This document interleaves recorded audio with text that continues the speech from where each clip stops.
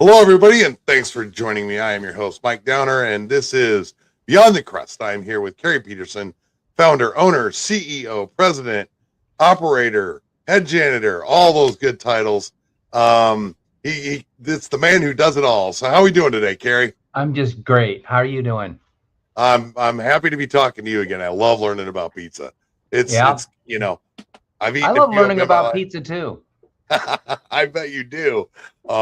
For different reasons, though. Like I said, if I stood up, you'd be like, "Yeah, that boy's definitely eaten his share of pizzas in his life." So Yep. I'm not a small man, So but I always have this joking description. People will sometimes say they're a pizza connoisseur. You've heard that, a pizza yes, connoisseur, right? yes. And people hold themselves out to be pizza connoisseurs. I used to be a pizza connoisseur too. Then I realized I like pretty much every pizza there is. And then I realized I'm actually a pizza connoisseur. That's a good one. Yeah. And most That is people are pizza connoisseurs. They'll eat any yes. pizza. You just call a pizza and put it on a crust and some sauce, and I'm You gonna get give it hungry a now. shot. I maintain that you can make a bad pizza, but it takes some effort. It takes Uh, effort to make a really good pizza, yes, but it doesn't take a lot of effort to make an okay pizza no, no. because It most people are connoisseurs. yes, 100% agree with you. Yep. But today we're going to be talking about what I should be eating, but I don't.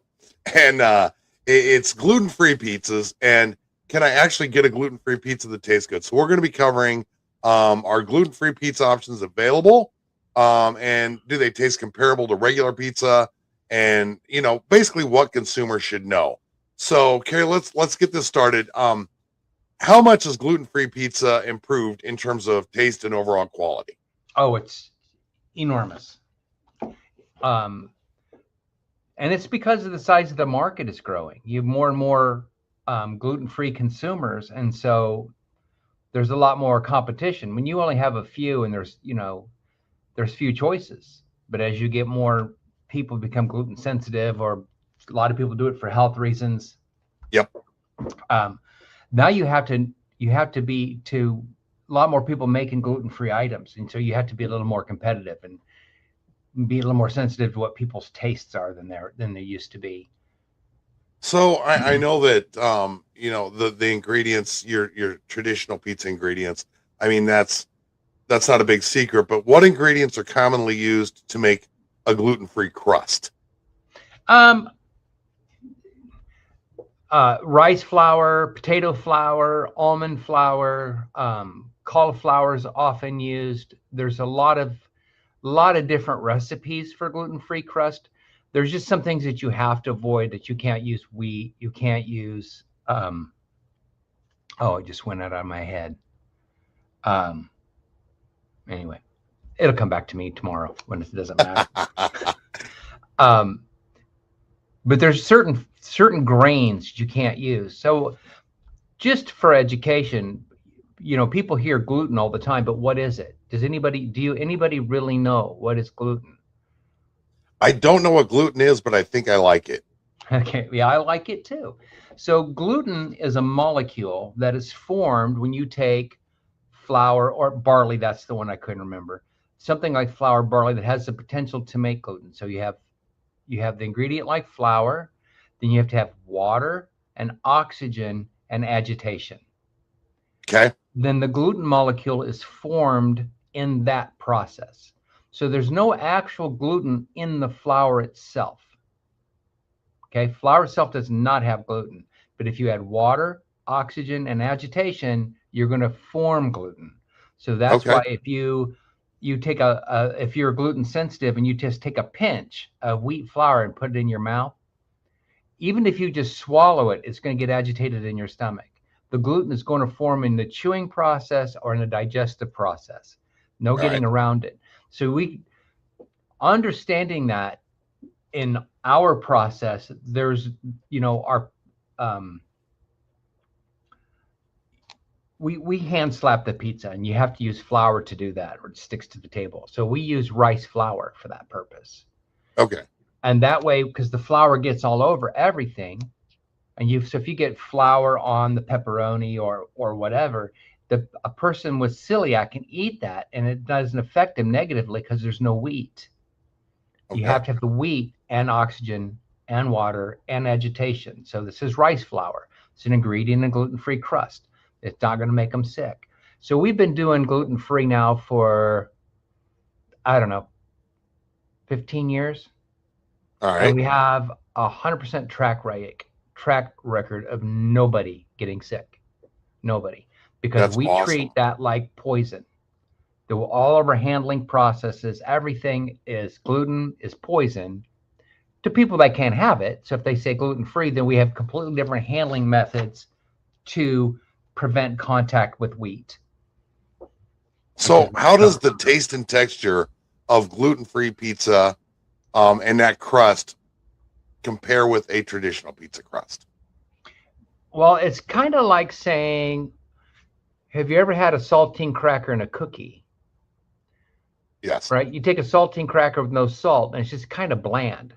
Yeah. It doesn't have a lot of flavor to it. But then again, if that's what you're used to, it doesn't taste bad. It just doesn't taste like wow. Right. So it depends on what you on the recipe. Some recipes can get pretty good. Cauliflower is an amazing gluten-free option. I love cauliflower crust. The crust that we use is actually tastes good too. It's just not. It's not going to taste the same as a wheat bread. It's going to taste like a rice bread. It's just going to be that difference. And once you would get used to that, you're okay. But if you're people that are celiac or whatever, they've gotten used to it. A lot of times they've been that since they were a child. They don't know any different. But we do try to make sure that we have the best tasting option available. So we do try a lot of them to figure out what's the best one. And then sometimes, unfortunately, in our world, if you want the best quality and the best taste, you're gonna have a premium price for it. So we don't get to sell our pizzas as cheap as some people do, but I don't want to put cheap as the priority.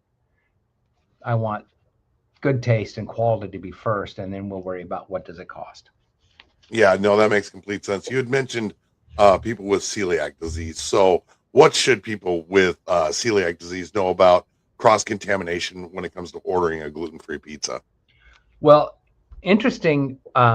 When we developed our gluten-free program, we worked very closely with the family who had celiac. The dad had it mildly.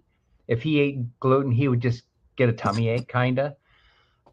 But the daughter was deathly allergic to it. Like she almost died from it. They didn't know what the problem was. So they have to be incredibly careful with the gluten. So we worked with them a lot to develop our gluten-free pizza. We spent 2 years developing the whole process before we ever sold the first one. So those folks got to eat a lot of pizza for free as we figured out, we would we would do whatever, and the dad would eat it, and he didn't get a tummy ache. Then they would try it on the daughter, and she could eat it and not get sick. And then we knew we had it right, because she would get sick quick if she had any kind of gluten at all. Yeah, so I have a friend like that. Yeah. So our whole system is designed for that customer. Now, if you call in and you say, I want a gluten-free pizza, we don't know if you're just doing it for a dietary preference, or are you trying to avoid a hospital visit? So we default, everybody is trying to avoid a hospital visit. Right. We handle them all in that category. So you're going to get it the same way as the person that has a disease. So for one of the biggest chances of cross-contamination is when the pizza's cut. So if you take a pizza cutter and you cut a pizza that's a wheat pizza, it's going to get wheat particles who are going to stick to the blade. Have you ever cut a slice of bread? You notice there's still pieces of bread on the knife? 100%. Right. So then you take that same cutter and you cut a gluten-free pizza, you're going to transfer those wheat molecules onto the gluten-free. And someone like my buddy who's just gets a tummy ache might get a little tummy ache from that.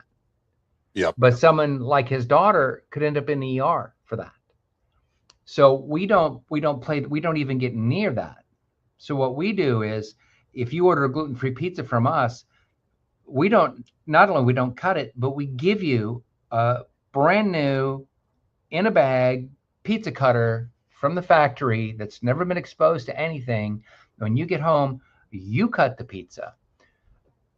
And what happens is not only is that the safer way, but now the customer has the peace of mind to know they're not going to get sick from that. If you get a pizza from someone that says, well, we use a different cutter, we have a special cutter for gluten-free, we have a special cutter for other pizzas. Okay, goody. We have these things called employees, and sometimes employees are new, untrained, or don't care, or it's late at night and they've already washed the gluten-free cutter and it was going to hurt once.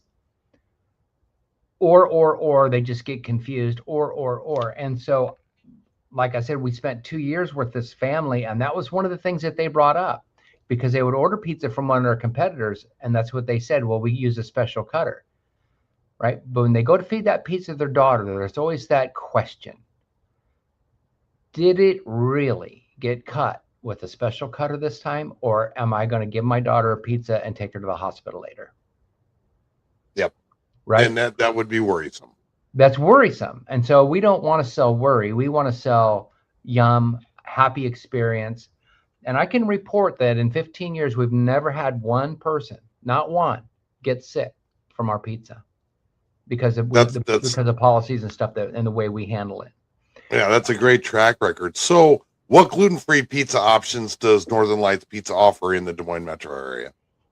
Well, we have a traditional crust, rice flour-based crust. We also have a cauliflower for pizza. Okay.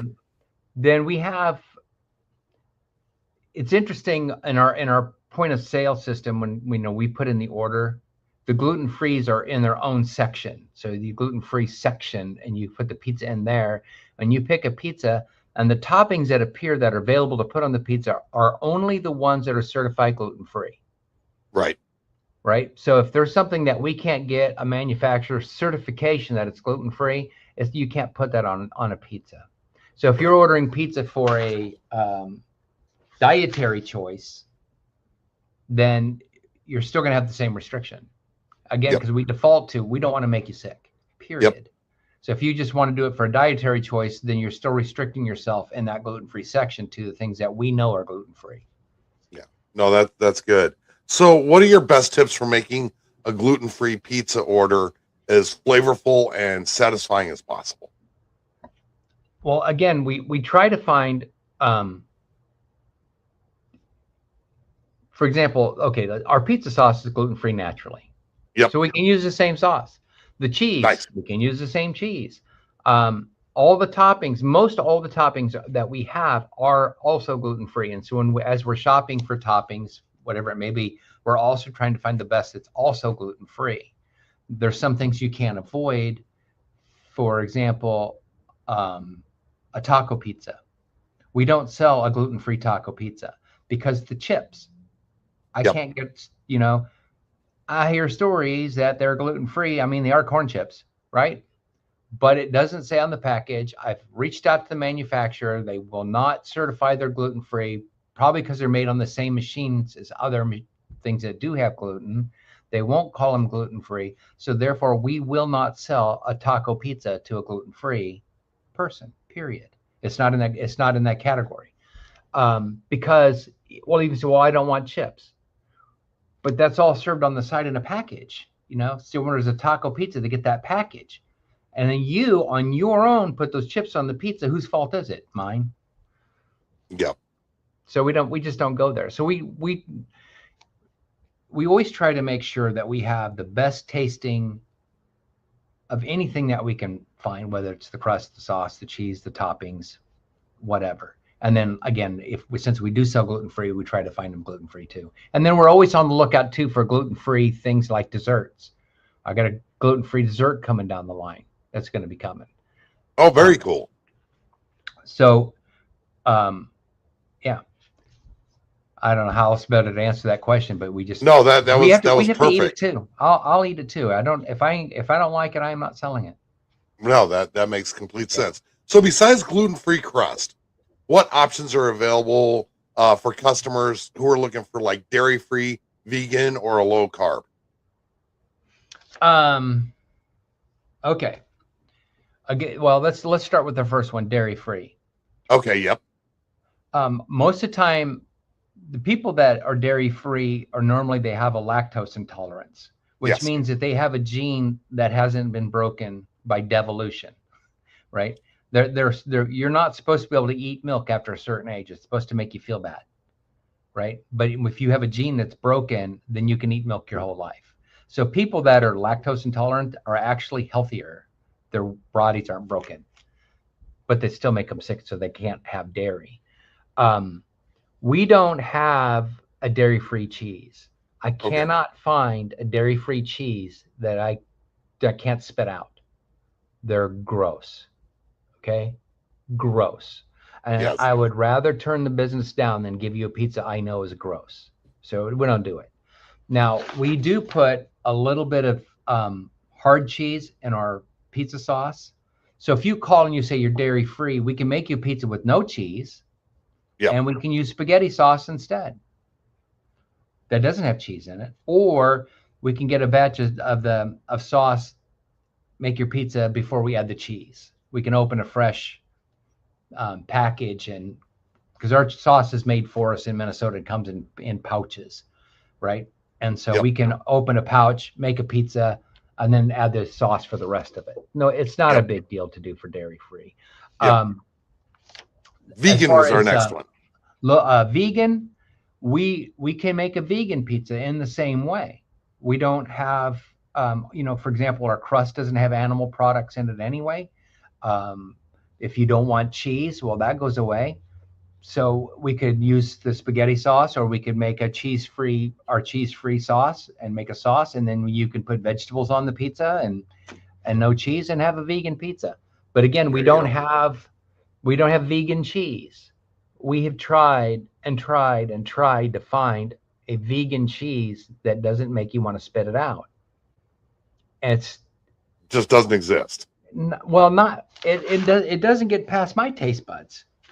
And I'm There you sorry go. if I don't like it, I'm not serving it to you. I mean, it's just wrong. And then as Yep, far as low carb options, we do have we call it a zabol. It's a pan. You get all the toppings of the pizza in a pan. There's no carbs. It's the sauce or no sauce. You can get Alfredo. You can get it how you want. And then the cauliflower is a lower carb option. you bet. And what I do if I want a lower carb option, I'll either get a bowl or I'll just get a thin crust and not Yeah, eat as much of it. You don't get a lot of carbs that way, but I'm not on a carb restricted diet. I'm not doing that. But when I was, and I would do the bowls or I would make a pizza and just pick the toppings off and eat and leave the crust lay there. I'm not on a carb restricted diet either, Kerry. No, no. So, how has Northern Lights Pizza adapted over the past 32 years to accommodate customers with different dietary needs and restrictions? Well, I think you learn what people's restrictions are and why they're there, and then what you can do about it. And sometimes, like I said about the vegan, I can make a vegan. If I was a vegan, I could eat our pizza. I could figure out a way to eat our pizzas. That's not complicated. Right. But if I want a vegan pizza with cheese, I can't in conscious sell something that I don't know tastes good, right? And again, maybe someone who's vegan they've adapted to that flavor profile and they like it. But the other side of that too is you have to think about, say, vegan cheese. The smallest amount of it you can buy is 5 pounds. Okay, so you open this bag of cheese to make a pizza for one vegan customer, and what are you going to do Mm-hmm. with the rest of the cheese? Yeah. Because it's going So, to spoil before you get another one.